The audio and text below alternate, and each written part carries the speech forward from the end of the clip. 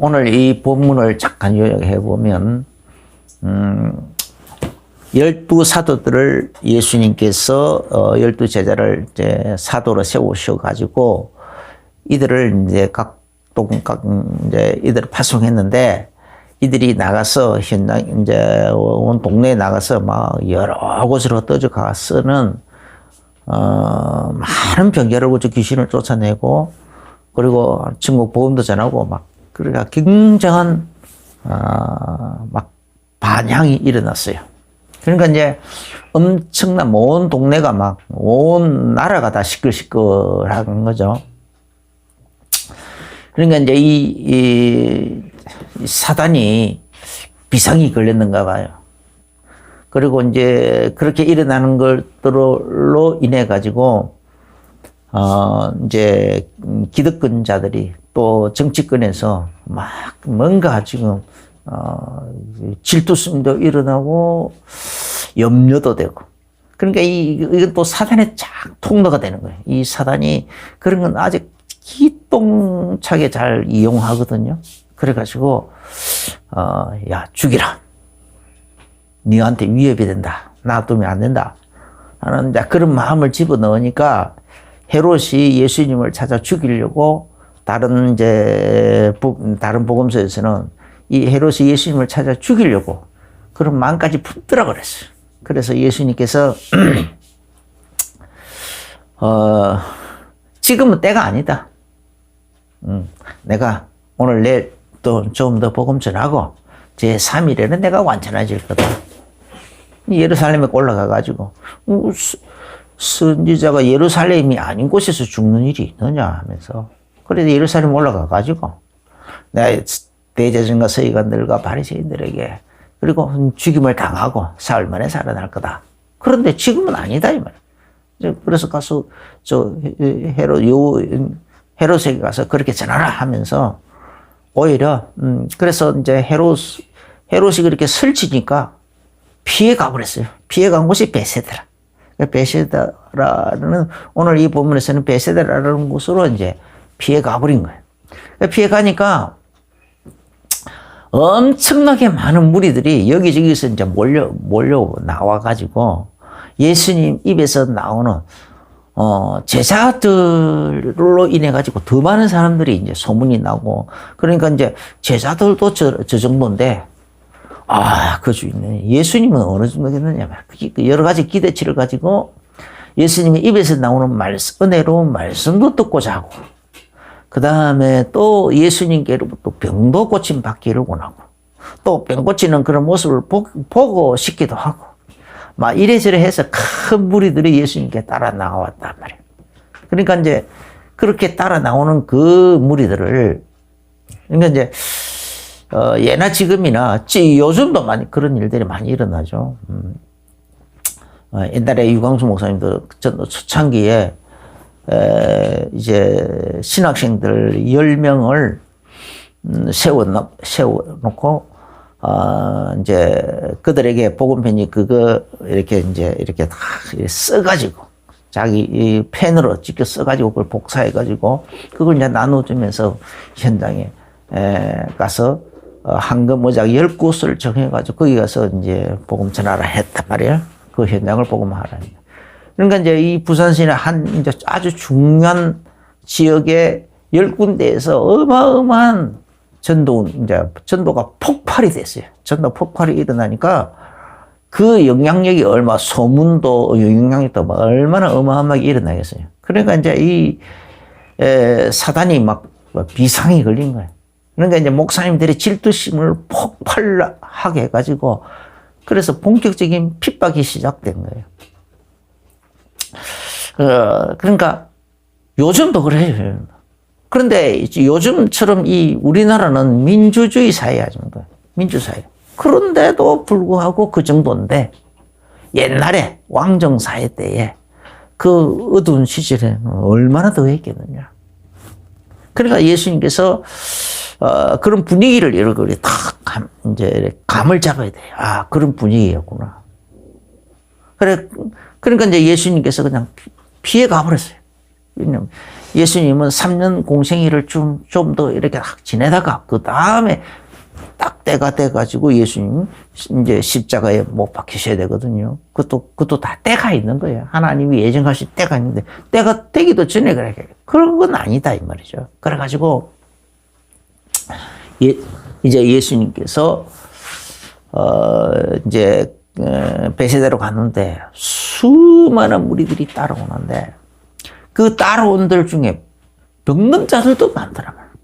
그래서 병든 자는 병을 고쳐주고, 그 다음에 또 그 하나님 나라의 그 이야기를 해주고, 자세하게 이제 하나님 나라의 일이 그러니까 하나님 나라의 일을, 비밀을 하나씩 설명을 해줘요. 설명을 하기 시작하니까 이건 설명을 해주고, 그 다음에 또 오병이요. 이제 그러니까 이제 여기 지금 뭐 남자들만 5,000명이라고 했는데 이제 이제 뭐 노인들 어린 아이들까지 하면 더 많겠죠. 그러니까 이제 이 사람들이 무려 사흘 길을 따라왔더라. 사흘 길을. 그러니까 거기서 대충 뭐 급하게 그냥 이렇게 도시락 몇 개 가지고 온 거 거의 다 떨어졌다. 막 이렇게 막 처음에 집에 났을 때에 금방 이렇게 그렇게 길게까지 시간이 걸리지 않을 거라고 생각했겠죠. 그래서 개우 도시락 준비해봐야 1일분, 2일분 그 정도 할 텐데 사흘 길을 벌써 따라왔으니까 다 떨어졌어. 그러면 돌아가는데도 또 그 정도 그럴 거 아니냐 말이에요. 그러니까 이제 심각한 거예요. 그냥 돌아가면은 지금도 기진맥진한데 힘이 이제 빠져가지고 이제 진이 다 빠진 상태인데 그대로 또 가면은 가는 노중에서 쓰러질지도 모른다 이 말. 그래서 예수님께서 염려해서 먹을 것을 주라. 우리 먹을 것이 없습니다. 물고기도 말이 떡 5개밖에 없습니다. 그러니까 이제 먹을 거 없나 하고 찾으면 어린 아이에게서 물고기 2마리 떡 5개 그거 하나 구해왔다. 그걸 가지고 예수님께서 그래가지고 축사하고 떼어줬는데 그때 먹고 남은 5,000명이 먹고도 남은 그 떡이 12광렬이 넘치더라. 이것도 그러면 이게 뭐냐 말이죠. 이게 뭐냐. 이것도 하나님 나라의 일을 설명해 놔놓고 그 가운데서 이런 증거를 예수님이 나타내 주셨거든요. 그래서 이제 하나님 나라의 먼저 하나님 나라의 일에 대해서 조금 더 살펴봅시다. 하나님 나라의 일이 뭐냐? 첫째는 뭐니 해도 사단에서 해방되는 거예요. 사단에서.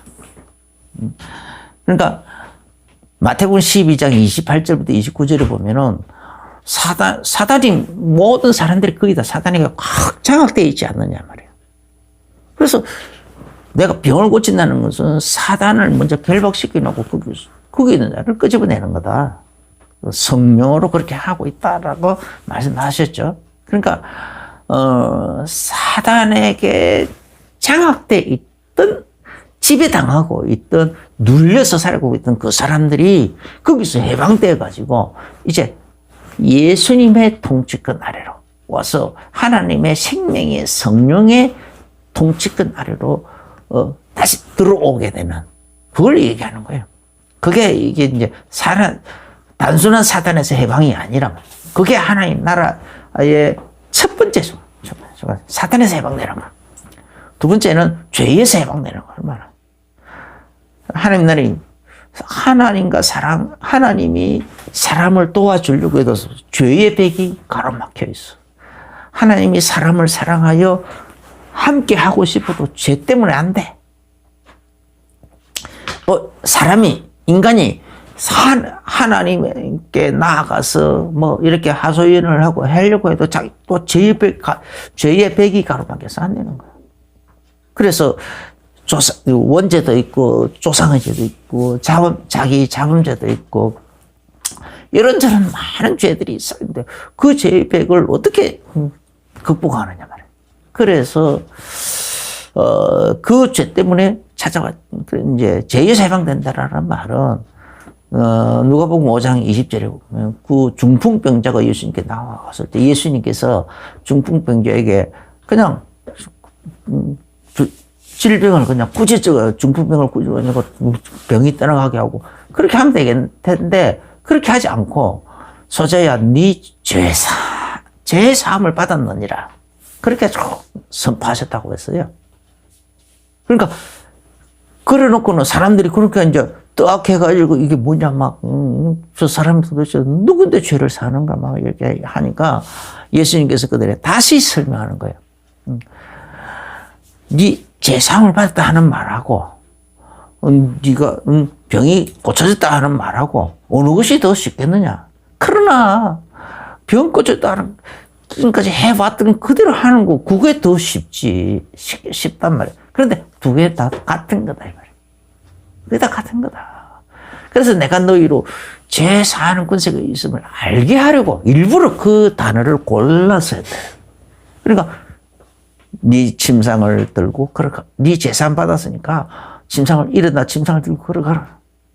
그러니까 뻘도 재산 받는 거하고 중풍병이 낫는 거하고 동격으로 하네. 같은 걸로 취급하셨어요. 실제로 그렇게 돼버렸어요. 그냥 그 자리에서 일어나가지고 그냥 자기 침상 들고 걸어갔잖아요. 그 다음에 또 세 번째 하나님 나라의 일은 뭐냐? 하나님 만나는 거예요. 하나님 만나는 거. 이제는 이제 재산 받았으니까 이제는 우리 하나님과 우리가 완전히 만나지는 거. 만나서 하나가 되는 거. 내가 하나님을 만나고 하나님을 누리고 또 막 하나님을 감사함과 기쁨과 즐거움을 가지고 하나님을 섬기고 그런 거 이런 건 이게 돼야 되는 거죠. 그래서 이거는 그래서 이제 신령과 진정으로 그러니까 내 마음이 이제 그냥 종교적 행위로 그냥 마음은 저 멀리 있고 그냥 어떤 행동이나 하고 뭐 그렇게 뭐 하는 그런 걸 원하는 것이 아니고 신령과 진정으로 진짜 하나님께로 회개하는 거, 그죠? 회개해가지고 완전히 하나님과 함께 살고 하나님을 그 최우선으로 여기고 경외하고 섬기고 막 그런 거는 사람의 힘으로는 되지를 잘 안 돼요. 성령으로만 가능한 거예요. 실제로 그 증거로 부자 청년이 예수님 앞에 나와서 내가 어떻게 해야 영생을 얻을 수 있을까 하면서 예수님께 상담할 때 여러 가지를 말씀하시는 중에 이 부자 청년이 막 여러 가지 율법을 다 지켜 예수 말씀한 율법 다 지켜 행했다라고 자신 있게 얘기했어요. 그런데 예수님께서 그 부자 청년에게 아니다. 그래도 너에게 한 가지 부족한 것이 있다. 뭐냐? 네 재산이 너무 많다. 그걸 보니까 네가 신령과 진정으로 하나님을 경외하고 하나님을 섬기고 하나님을 누리고 거기에 관심 있는 것이 아니고 돈이 우선이 돼야 돼. 이 돈이 우선이 돼야 돼. 돈이 너무 많으니까 돈이 우선이 돼야 돼. 그래서 차라리 그 돈을 가난한 데다 나누어주고 그래야 네 그 돈을 최우선으로 여기고 돈의 노예가 되어 있는 거기서 네가 해방된다 이 말이에요. 해방돼 가지고 신령과 진정으로 하나님께 돌아올 수 있다 이 말이죠. 그래서 가난한 데 나눠주고 그리고 와서 나를 따르라 그랬단 말이에요. 그런데 이 청년은 고민하면서 설파하면서 그냥 가더라 했어. 안 되죠. 못했죠. 그래서 부자가 하늘나라에 들어가기 어떻게나 어려운지 낙타가 바늘구멍으로 들어가는 것보다 더 어렵다 하니까 누가 그럼 들어갈 수 있습니까? 하니까 사람으로서는 할 수 없다. 하나님으로는 다 된다. 성령 충만하면 되어진다는 거예요. 성령 충만해지면 하나님께서 우리 마음을 확 바꿔놓는다. 가치관을 바꿔놓는다. 모든 우선순위를 다 바꿔버린다는 거예요. 내가 성령 충만해질수록 우선순위가 우리 속에서 바뀌어져요. 실제로 바뀌어져요. 그러니까 헌금도 막 할 수 있는 거. 어떤 사람은 막 자기 집을 팔아가지고 막 헌금도 할 수 있는 것이고, 어떤 사람은 막 전 재산을 다 내놓는 사람들도 있고 막. 그게 그냥 되는 게 아니에요. 성령으로 말미암아서 되는 거예요. 할렐루야. 이 성령으로 하는 거예요. 근데 그래서 이 부자 청년이 자기 고민을 차라리 하나님께 나와서 나를 도와달라고 했더라면 예수님께서 그 비밀을 알려주셨을 건데. 그러면 네가 성령 충만 받으면 성령께서 그런 것을 에스겔에서 다 얘기했잖아요. 거스리는 마음, 그 역할은 막 그런 거 다 제거해버리고 하나님께서 순종하는 마음을 주고 부드러운 마음도 주고 막 하시겠다고 하시잖아요. 그런데 이 부자 청년만 그런 게 아니고 예수님 당시에 기득권자들도 마찬가지예요. 명예, 이권 이런 것이 너무 소중하기 때문에 바리새인들이나 서기관들이나 또 정치인들, 유전자들 다 그 사람들이 거의가 다 예수님께 나오는 것을 기뻐하지 않았어요. 이 하나님 나라가 자기에게 임하고 자기 생활 속에 임하고 하나님 나라를 자기 생활 속에서 누리고 하는 것에 별로 관심이 없다니까. 그래서 내가 근본적으로는 알아. 성경을 아니까 언약을 알고 미래를 알고 천국도 있고 막 이런 것도 아니까 지옥도 있고 이런 거 아니까 하기는 해야 되는데 고민이 되는 거지. 자기 명예라든지 그 기득권을 포기를 못해서 여러 가지로 고민되는 거지. 그 다음에 이런 기득권자들의 눈치를 보는 사람들이 또 있어요. 그러니까 세상에 여러 부류가 있잖아요. 그러니까 눈치 보는 자들이 있는 거예요. 그러니까 이제 이런 사람들은 또 그 사람들을 눈치를 보면서 드러내놓고 예수님께 막 나는 예수님의 사람이고 이게 안 되는 거예요. 나도 여기에 다 걸렸었어, 옛날에.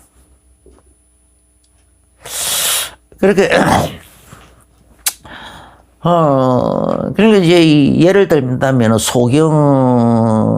이제 날 때부터 소경된 사람을 예수님이 고쳐줬는데, 바리새인들이 자꾸 이제 그 소경에게 자꾸 이제 소경을 데리고 예수님께 나와가지고 이제 자꾸 이제 얘기하니까 어떻게 해서 고쳐주냐 막 여러 가지 자꾸 막 캐묻고 따지고 막 이래 하니까 이제 그러니까 이제 그러니까 막 자꾸 막 분위기를 막 만들고 불이익을 주겠다고 말도 하기도 하고 막 그렇게 하니까 이제 그 아버지가 또 아버지한테 막 묻기도 하고 저가 장성해. 그러니까 이제 그 아버지 장성했으니 그 아들 본인에게 물어보시오. 막 그렇게 말하잖아요. 그런 자기 아들이 그렇게 날 때부터 있던 그 고질병이 탁 나았으면 얼마나 좋겠어요. 막 덩치를 춤을 추고 막 이 사람 눈치 보지 않고 막 그냥 막 내치를 해야 될 거 아닙니까? 하나님께 영광 돌리고 찬송을 막 해야 되는데 그렇게 안 해. 그렇게 안 돼버렸어. 눈치 보고. 그 다음에 니고데모라는 사람도 그냥 그 공회원이라 그랬어. 상당한 높은 우리나라로 치면은 국회의원 보다 조금 더 권위가 조금 더 있는 그런 자리였어. 미국도 이제 상원 하원이 있는 데서 다 합친 권력만큼 있는 그런 사람. 그러니까 그보다 더한 사람들이 사법 그러니까 어쨌든 이런 그런 대단한 사람이었는데 그 사람도 또 다른 사람들 눈치가 보이고 또 체면 이런 것 때문에 밤중에 찾아와 예수님께 밤중에 찾아와서 막 이것저것 질문도 하고 막 그랬죠. 그 정도로 그러니까 이 하나님 나라의 일이 이렇게 뭐냐 이렇게 죄에서 사단에서 해방되고 죄에서 해방되고 그리고는 하나님 만나가지고 그 하나님과 함께 살고 하나님과 들어보려 살고 하나님 동행하면서 살고 하나님을 누리면서 살고 하나님 기뻐하고 즐거워하면서 경외하면서 살고 항상 감사하면서 살고 그 하나님 뭐든지 그 하나님을 의지하면서 살고 이렇게 돼야 되는데 이게 하나님 나라에 이게 진짜 하나님께 돌아오고 하나님과 함께하는 사람의 삶이란 말이에요. 그게 하나님 나라의 일이란 말이에요. 그렇게 돼야 되는데 그게 잘 안 되죠. 지금 사람들이 그렇게 이런 식으로 눈치 보면서 안 하더라는 거죠. 그 다음에 이제 그것만 있는 것이 아니고 더 나아가면 이제 그런 사람들을 하나님께서는 생명의 부활로 나가게 해가지고 이제 네 번째 하나님 나라의 일이 뭐냐? 그런 사람들을 생명의 부활로 나가게 해가지고 천년왕국에서 살게 하는 거죠. 천년왕국에서 살게 할 것이고 또 천년왕국이 끝나고 나면은 새하늘과 다섯 번째는 새하늘과 새 땅에서 새 예루살렘 성에서 영원히 살게 할 것이고 이런 하나님 나라의 일이 이런 한 5가지가 있잖아요. 이런 것이 예수님께서 이런 얘기들을 이제 여러 가지를 했겠죠. 아주 긴 시간 3일 동안 얘기했다라는 거는 그런 얘기란 말이에요. 엄청나게 많아. 이제 3일 집중 부흥회를 한 거죠. 부흥회보다는 세미나를 한 거죠. 사경회를 한 거죠. 그래가지고 병든 자는 병도 고쳐주고 하나님 나라의 일에 대해서 집중적으로 자세히 설명을 하고 이런 것들을 쫙 설명하는데 오늘날 우리에게 바로 이 하나님 나라의 이 일, 하나님 나라가 우리 속에 바로 임해야 되지 않겠어요? 내 삶에 임하고, 내 심령 속에도 임할 뿐 아니라 내 삶에 임하고, 내 인생 가운데 임하고, 우리 가정에도 임하고, 나뿐만 아니라 우리 가정에도 임하고, 내 기업에, 내 생업에도 임하고, 우리 교회, 이게 다 교회에도 임하고, 이게 돼야 됐다. 그러면 하나님 나라 임재의 방법이 뭐냐? 첫 번째는 하나님의 임재의 방법이에요. 첫 번째는 뭐냐 해도 이제 예수님이 나의 구주구나. 이게 발견이 되어지면 이제는 이 예수님을 나의 구주로 믿고 영접을 해야 되는 거예요. 영접하는 자. 요한복음 1장 12절 영접하는 자 곧 그 이름을 믿는 자들에게는 하나님의 자녀가 되는 거죠. 하나님의 자녀로. 그냥 이거는 하나님 자녀라는 것은 왜 하나님 자녀가 되는 것을 나느냐. 요한복음 8장 44절에 보면 마귀 자녀라 했어. 마귀 자녀. 그러니까 마귀 자녀의 자리에서 하나님 자녀의 하나님 자녀라는 그 자리로 완전히 그냥 신분을 예수님이 영접하는 순간에 그 신분이 그렇게 바뀌어지는 거예요. 신분이. 그래서 신분이 바뀌어지기 때문에 요한복음 5장 24절에 내 말을 듣고 나 보내신 자를 믿는 자는 사망에서 심판에 이르지 아니하여 사망에서 생명으로 옮겼느니라. 심판의 자리에서 사망의 자리에서 영원한 불지옥 그 둘째 사망의 그 심판에 대해서 생명의 부활의 자리로 옮겨버렸다라는 겁니다. 할렐루야. 얼마나 엄청난 거냐 이거야. 출애굽 이제 이런 예를 그래서 출애굽 때에도 어린 양의 피를 바르기만 하면은 그냥 재앙이 다 유월에 가버렸잖아요.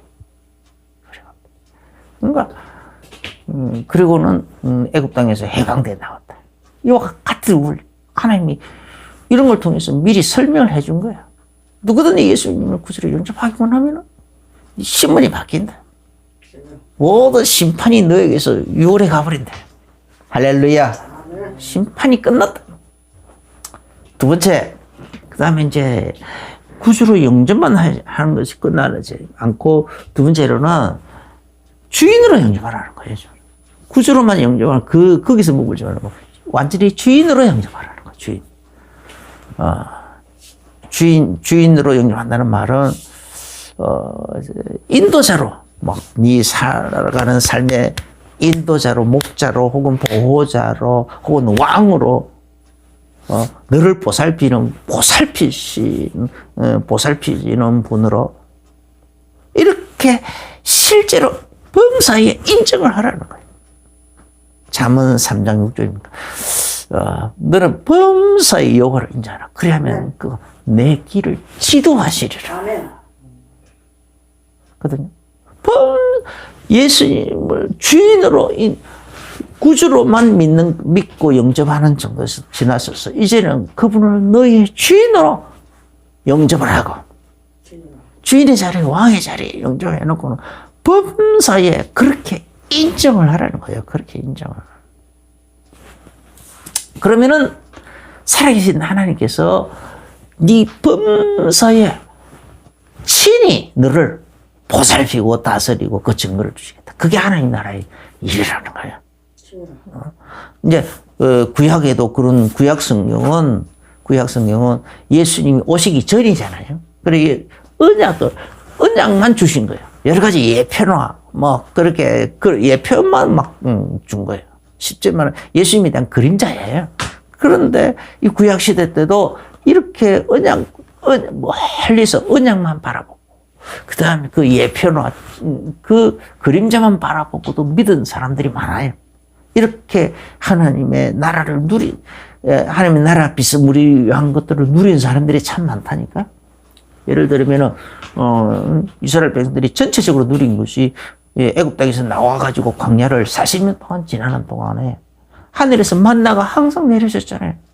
하나님이 만나를 내려서 그들 먹을 것을 줬고, 고기 먹고 싶다 할 때는 매출하게 막 입에서 코에서 넘쳐나도록 먹이도 주고, 물이 없을 때는 반석을 쪼개가지고 물이 나서 마시게 다 해주고, 애굽 땅 또 홍해가 가로막으니까 홍해를 그냥 아예 싹 갈라버리고 뜨거운 헤어 드라이 바람 같은 강한 바람을 불어가지고 그냥 질퍽한 바닥을 그냥 바싹 말려가지고 마른 땅으로 건너가게 하고 순식간에 말려가지고 이렇게 그뿐만 아니고 강렬을 지나가는 동안에도 낮에는 강렬가 얼마나 뜨겁습니까? 그지? 50도, 60도 막 되잖아. 뜨겁잖아. 그런데 그곳에 구름 기둥을 가지고 구름이 다 기둥이다. 그렇게 차양을 쳐가지고 시원하게 만들어줍니다. 그다가 또 밤에는 또 사막이 얼마나 추우냐면 바람이 얼마나 추우냐. 그러니까 불 기둥이 또 있어가지고 훈훈하게 해준다. 그러니까 불기둥이 있으니까 거기에 뭐 소리도 내릴 리가 없죠. 소리가 내려야 축축해지고 그래가지고 사람이 막 몸이 막 상하는 거거든요. 그런데 불기둥이 낮에는 그런 소리로 불기둥이 있으니까 공기가 훈훈하게 데워져 있으니까 소리가 내릴 리가 없죠.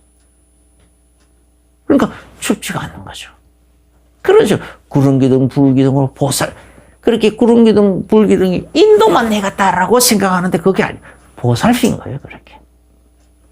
생활 하나하나 세밀하게 생활을 보살폈다. 어느 정도로까지 보살폈느냐.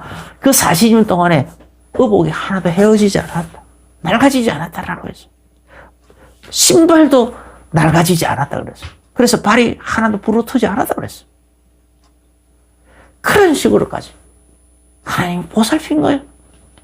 이게 하나님의 실제적인 하나님 나라의 그림자예요, 그림자. 그림자인데도 이 정도였어. 할렐루야. 그림자인데도 이 정도였다. 그 다음에도, 이 엘리야라는 선지자. 엘리야라는 이게 막 약간 성령의 감동을 많이 받은 사람. 성령의 감동을 많이 받았다는 말은 이런 하나님의 비밀을 많이 보고 하나님 나라에 대한 비밀들에 대한 감동을 많이 받았다. 그러다 보니까 그런 믿음을 딱 가지고 어느 정도 했냐. 사렙다라는 가부에게 그 3년 동안 비가 한 방울도 안 내리는 그런 가뭄을 다 그렇게 가지고 예언을 해놔놓고는 사람들은 가부한테 갔는데 그 가부한테 가서 이 3년 동안 아주 긴 가뭄이 오고 먹을 것이 없을 테니까 이 가부는 또 먹을 것이 없어가지고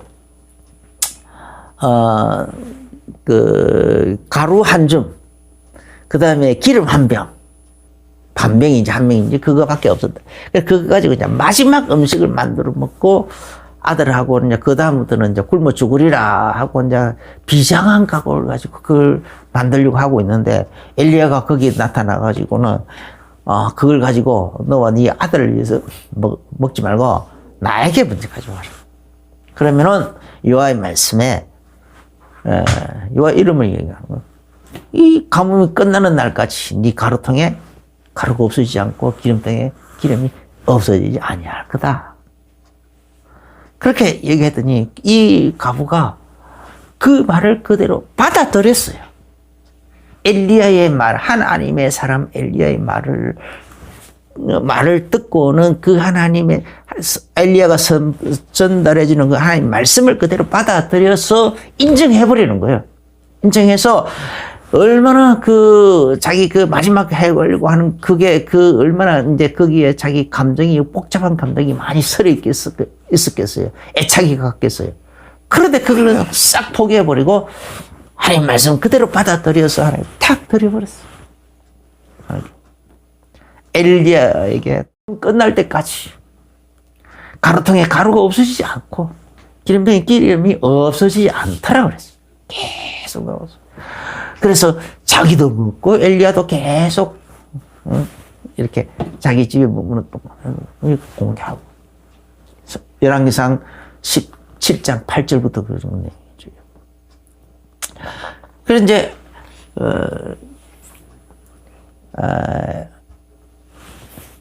나중에 이제 그 집에 아이가 또 죽었을 때도 살려주기도 하고 그렇잖아요. 또 엘리야의 제자 엘리사는 또 열왕기하 4장에 보면은 거기서도 막 그런 비슷한 일들이 많죠.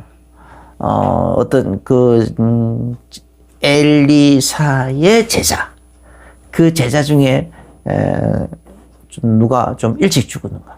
그러니까 이제 이제 미망인 중에 이제 미망이 어느 날 와가지고 당신의 남편이 제대로 이제 당신의 제자가 이런 제자 내 남편이 당신의 제자로서 들어가서 이렇게 집안을 제대로 못 돌봤는데 그런 가운데서 그래서 그러다 보니까 이리저리 빚을 많이 먹고 살려고 빚이 많이 졌는데 그냥 갑자기 죽었단 말이야.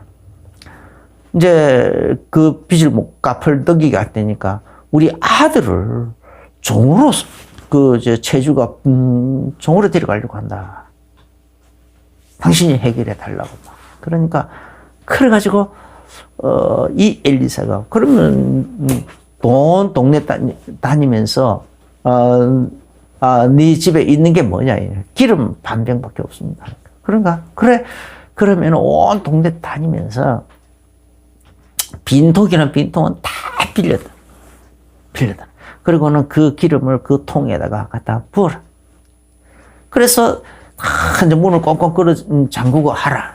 꽁꽁 잠그고 막 했는데 그릇을 다 이제 그 아들한테 이제 야 빈 그릇 더 가져와라는 게 없습니다라고 하니까 비로소 기름병에서 기름이 탁 그쳤더라. 계속 무한은 아니었죠. 제한적이었지만 준비한 그릇에 가득 채워. 그래서 그걸 가지고 네 생활비로도 쓰고 또 팔아서 빚도 갚고 하라. 그렇게 했겠죠. 그 외에도 그 다음에 또 이 엘리사를 공개하던 또 어떤 수넴 여인이라는 사람은 엘리사를 위해서 너무 지극정성으로 이런 모양처럼 하는데, 그러니까 이제 엘리사는 그냥 받기만 하기 미안하니까, 사실 저 사람에게 부족한 게 뭐 있나, 이것저것 다 물어봐도, 그러니까 아기가 없다 하니까, 60은 넘었는데, 아기가 없다, 노인이 되는데, 다 돼가는데, 아기가 없다 그러니까, 그러면은, 그걸 그냥 선포를 해주는 거예요. 해가 들어오면 여기서 아기가 생길 거다. 필요 없다 하는데도 그냥 그 아기를 선물해 줬어. 그래서 나중에 그 아기가 또 죽었어. 죽으니까 이 엘리사에게 또 가서 죽은 아기를 또 살려주기도.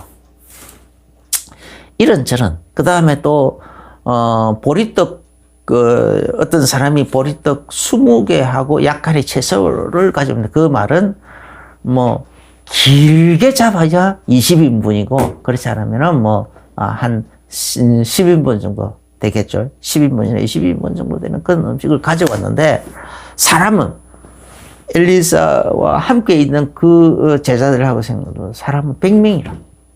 100명인데, 그것 가지고 어떻게 나눠 먹느냐. 그런데, 여호와의 말씀에 먹고도, 배불리 먹고도 남을 거다.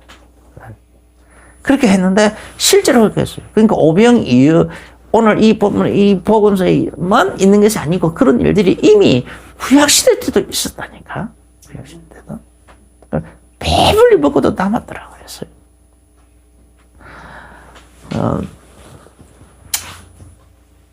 그 다음에 이제 오늘 이 본문은 이제 신약시대 때도 예수님이 직접적으로 보살피는 그런 내용들이 몇 가지 나오죠. 이 오병이어도 그 중에 하나고, 그 다음에 갈릴리 혼인잔치집에 예수님이 있는데, 그 포도주가 모자랄 때에 예수님이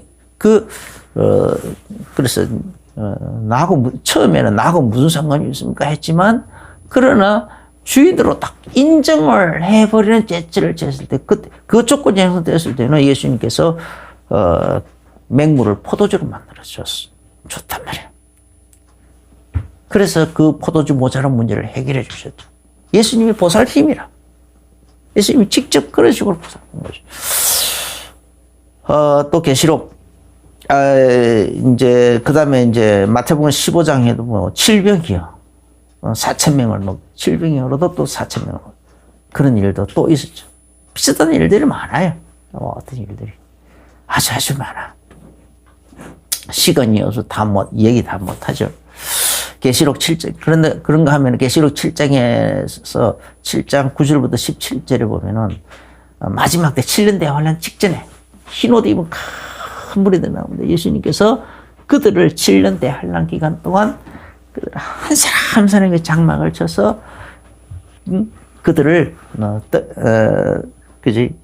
줄이지도 않고 목마르지도 않고 해나 아무 뜨거운 기운에 상하지도 않게 하고, 그래서 그 눈에서 눈물을 씻어주시고 그런 식으로 예수님이 직접 보살피시겠다고 했어요. 할렐루야. 이거는 이제 지금 500여나 700여나 그 다음에 이 혼인잔치 집에 이런 거 또 엘리사 시대, 엘리야 시대, 이거는 다 이런 사건들은 지나간 얘기지만은 앞으로 계시록 7장에 있는 거 이거는 앞으로 다가올 일이야. 우리는 이걸 믿어버리자고요. 그래서 7년 때 어떤 사람 너무 막 두려워가지고 무서워하고 그러는데 나도 옛날에 막 무섭더라고, 두렵더라고. 그래 이것저것 막 대책을 세우려고 해야 되는 거 아닌가 이렇게 쓸데없는 염려 근심을 하기도 했는데, 이 말씀이 믿어지니까 그 다음부터는 딱 내려놨어요. 맡기보세요. 하나님 나라의 일이 뭐냐? 하나님을 나의 주인으로 모시고 범사의 주인으로 인정을 하는 거란 말이에요. 그러면 하나님이 직접 나를 보살피신다 이 말이에요. 할렐루야. 직접 보살피신다. 범사에 보살피는 거예요. 모든 면에서 보살피시는 거예요. 지혜가 부족하면 지혜를 주시는 거고, 위기가 들어다니면 위기에서도 건져내시는 거고. 실제 그런 가정들이 많아요. 이태하 목사님이란 분이 내 성경 공부 처음에 그렇게 이제 이렇게 좀 배웠는데, 그때 그분이 강의 중에 그렇게 이야기하더라. 교회를 막 개척을 해가지고 너무 이제 막 어려울 때인데, 어느 날 보니까 이제 옛날에는 그 쌀떡이 막 1인분, 2인분, 3인분 이렇게 막 누르는 그게 손잡이가 있었어요. 쌀떡에 쌀이 이제 다 떨어져 버린 거예요. 눌러봐도 없고, 뚜껑을 열어보니까 진짜 쌀이 하나도 없어. 그래서 그냥 참 이제 그것도 또 아침부터 어디 그러니까 이제 이 목회자가 참 그런 거라, 참 체면이, 어디 이렇게 구글에 나가지도 못하고, 빌리러 나가지도 못하고. 그래서 새벽 그냥 하나님께 기도했대. 하나님께 기도하고, 그리고는 이제, 본인이 탁 누르려고 하니까 좀, 좀, 그러잖아요. 그러니까 이제 사모님한테 가서 눌러봐. 본인은 이제 그것도 하나님께 기도하고, 이제 이런 거. 그랬더니, 진짜 가서 탁 누르니까, 사모님 가서 탁 눌렀더니 쌀이 분명히 그 전에 텅텅 비어 있는 거 확인했는데, 그 전에 눌러봐도 쌀이 하나도 안 나왔었는데, 탁 누르니까 진짜 쌀이 쭉 나오는 거예요. 자기들 식구 이제, 3인분이면 되니까 3인분째를 탁 누르는데 쌀이 쓱 나오더라는 거예요. 그래가지고 이제, 해먹고, 그래서 이제 뭐 하루인가 이틀인가 막 그렇게 했는데, 누가 이제 쌀가마니를 누가 탁 가져와 가지고, 가져오니까 그다음부터는 이제 이제 그게 딱 끝났다 그러더라고요. 실제로 그런 비슷한 감정 참 많이 들었어요. 어떤 사람은, 자동차가 옛날에, 요즘은 주유소가 뭐 많이 있지만은 옛날에는 주유소가 참 귀했거든요. 근데 그 자동차를 타고 아주 오지 산골짜기고 오지 쪽으로 들어간데, 좀 덜렁인가 봐. 그래가지고 기름이 다 떨어져 버린 거예요, 이제. 교회 차인데, 성도들은 싫고, 무슨 뭔가를 어디 멀리 갔다가 그러고 오는데. 그런데 기름이 다 떨어져 버린 거예요.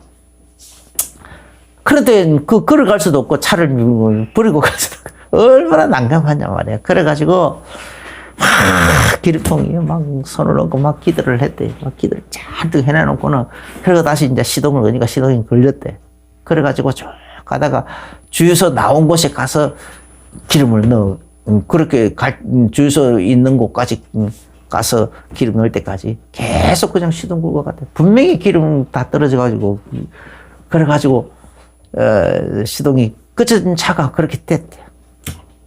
하나님 그렇게도 주시더라, 말이죠. 그 다음에 또, 나도, 실제로 막, 송아지가 태어났는데, 우리 집에서 내 청년 때요. 송아지가 태어났는데 항문이 막혔단 말이에요. 항문이 없어. 그렇게 일주일 동안 응가를 못하고 있으니, 얼마나 기가 막히냐면. 그래, 송아지는 괴로워서 밤새도록 울부짖고, 막 애기 울음소리처럼 울부짖고. 그래가지고 가서 이제 송아지 위에 안수하면서 기도하면서, 하나님, 이 송아지는 하나님, 우리가 나에게 속한 거 아니냐. 너와 내 집이, 내 모든 소유물이 다 복을 받으리라 했는데 이게 뭡니까? 그래서 하나님이, 이게 막 학문이 원래 안 만들어지면 하나님이 AS 해주시고, 아니면은, 뭔가 잘못 고장 났으면 하나님이 다 해결해 달라고. 그렇게 안수기도 하고, 그러니까 하나님 해주시 믿습니다 하고, 그냥 그대로 나는 방에 이제 밤중에 그렇게 기도해 놔놓고는 방에 들어가서 이제 자버렸는데, 새벽에 일어나니까 그냥 다 뚫려 있어. 다 해결돼 버렸어. 그래서 그런 일이 있었다. 어떤 논이 또 막 태풍을 맞아가지고 완전히 그냥 쭉정이만 남아있는 그 논에도 그냥 예수 이름 부르면서 우리 마을에서 유일하게 예수 믿는 우리 가정. 그리고 예수 이름 부르면서 농사 지었는데 이게 쭉정이가 뭔 말이냐 말이야. 얼마나 불신자들이 비웃겠느냐. 저 집 뭐 하나님 믿다더니 복음 고소하고 오히려 다른 집보다 더 안 됐네. 막 놀리지 않겠느냐 말이야. 그래가지고 하나님께 그래 예수 이름으로 막 명령을 했어. 논이 생긴데 이런 가장 많은 소출을 내놔라 하고 막 명령하고 했는데 실제로 그렇게 됐어. 경구가 어릴 때에 3살, 4살 그 무렵에 우리가 같이 데리고 살 수가 없었어. 그런데 이제 멀리 떼어놨잖아요. 그러니까 늘 마음에 이제 이렇게 짐이란 말이야. 그래가지고 늘 이제 기도하면서 하나님께 다 맡겨놓고 있었는데, 이제 명절에 가서 이렇게 보니까 경구가 이제 그 할머니가 그랬는가 봐요. 우리 그 마을이 이제 그 버스 종점이잖아요. 그러니까 이제 버스가 들어올 때마다 마을에 입구에 이제 모퉁이 싹 들어올 때 꼭 크락션을 빵 하고 울리고 온단 말이에요. 그러니까 이제 버스 갈 사람들 빨리 나오라 하고 이제 빵 울리니까 그 차 소리만 나면은 이제 그렇게 이제 네 엄마 오는가 이제 괜히 그냥 그래 엄마 오는가 한번 나가보라. 그러니까 이제 집에서부터 그냥 막 마음이 급해가지고 막 달려가서 내려가는 거예요. 그러다 보면 그냥 그래가지고 이제 그 버스 이제 돌리는 그 근처에 이제 다리가 한 5m 되는 다리가 있는데 그 이제 버스 이제 안 오네 하고 길을 이제 바닥을 툭툭 차고 이제 이렇게 다른 사람들 이제 다 가버리고 혼자서 그래 있다가 다리 난간에서 이렇게 놀다가 보면 애기가 조그만하니까 다리 난간 쪽 그 구멍 사이로 그냥 쏙 빠져버리고 그리고 5m 그 다리에서 뚝 떨어져 버린 거예요. 사람들이 이제 그 보고는 아이고 저 애 죽었다 이제 5m 되는 길 그 애가 떨어졌으니 그 밑에 시멘트 바닥고 바위고 막 다 거기에 울퉁불퉁한 곳에 떨어졌으니 죽었다고 생각하고 막 사람들 놀래가지고 가서 뛰어가 보면은 껍데기도 하나 벗겨져 있지 않더라. 그런 식으로 물에 빠져서 한참 지났을 때도 지난 상태에서 이제 다 죽었다. 애가 죽어서 둥둥 떠 있는가 보다 하고 가서 건져보면은 쌩쌩하게 살아있고. 그런 일들이 한두 번이 아닌 거예요. 그러니까 그 동네 사람들 불신자들이 다 보고 제 아버지는 목사 된다고 신학교 가 있으니까 하나님이 저 애 다 지켜줘 주시는가 보다. 불신자들 입에서 그런 말이 나와서 그렇게 인정이 됐어. 동네 사람들 그렇게 했어. 그러니까 내가 마태복음 18장에 보면은 지극히 작은 어린아이 하나에게도 하나님이 다 천사 보낸다고 했잖아요. 난 그 천사에게 그냥 다 맡겨버린 거예요. 그냥 하나님 그렇게 약속해서 이제 평고 하나님 보살펴 주세요 했는데 진짜 나는 몰랐는데 나중에 가보니까 동네 사람들 입에서 그런 간증이 나오더라니까. 하나님 그런 식으로 지켜주셨구나. 할렐루야. 이게 하나님 나라예요. 이게 하나님 나라. 이게 하나님 나라를 누리라고. 범사에 그렇게 인정을 하고 누리자 말이야. 그러니까 하나님 내 주인이다. 하나님 나를 보살피시는 분이시다. 하나님이 나의 경영자다. 할렐루야. 그래서 오늘 제목이 하나님 나라의 일에 대해서 예수님이 이야기하셨다고 하셨잖아요. 그래서 하나님 나라의 그 일을 말씀하셔 놓고 이어진 게 오병이어 사건이거든요. 그러니까 같은 연결된 겁니다. 예수님은 거기에 대한 하나의 증거를 이렇게 보여주신 거죠. 오병이어로. 이렇게 완전히 예수님을 우리의 주인으로 나를 보살피시는 분으로 그렇게 인정을 해서 범사에 풍성하게 누리게 되시길 예수 이름으로 축원합니다. 기도하겠습니다. 주 예수님 감사합니다. 오늘 우리가 하나님 나라의 일을 우리가 범사에 풍성하게 누릴 수 있도록 예수님을 나의 구주로 뿐 아니라 이제는 주인으로 온전히 영접하고 범사에 인정을 하고 그래서 풍성히 누리는 증인 되도록 축복하여 주옵소서. 예수님의 이름으로 기도합니다. 아멘. 이제는 우리 주 예수 그리스도의 크신 은혜와 하나님 우리 아버지의 지금까지 사랑하신 것 성령님의 내주인도 충분하신 그 은혜가 오늘 말씀을 받으면서 아멘으로 하다하며 혹은 마음의 중요한 결론과 결단을 내리며 나가는 모든 성도들에게 이제로부터 영원까지 항상 함께 계실지어다. 아멘.